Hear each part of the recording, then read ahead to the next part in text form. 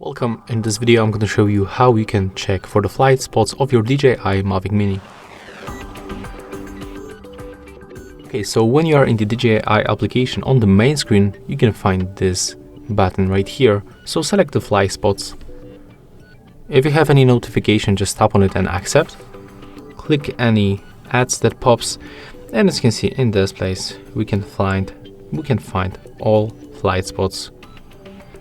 So for example, we can use our Mavic Mini in this place. When you tap on it, you will also find the base information.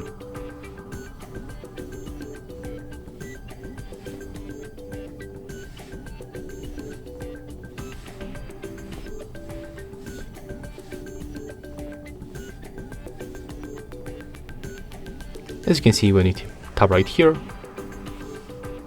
we can also find information about restricted zone,